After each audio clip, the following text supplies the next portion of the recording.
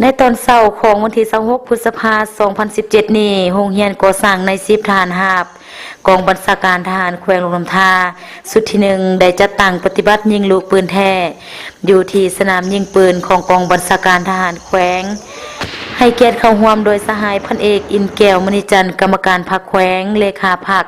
หัวหน้าการทหารกองบัญชาการทหารแขวงลงน้ำทามีคณะภาคคณะบัญชาองค์การ5ห้องแผนกการที่เกี่ยวข้อง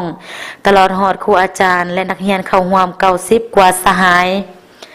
การจัดตั้งปฏิบัติยิงลูกปืนแท้ในครั้งนี้ก็เพื่อแน่ใส่เฮ็ดให้นักเรียนใน10ได้มีความสำนิสำนาญมีความรู้ความสามารถทางด้านศิลปยุทธยุทธวิธี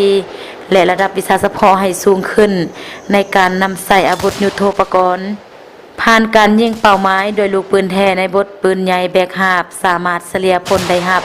80ส่วนห้อย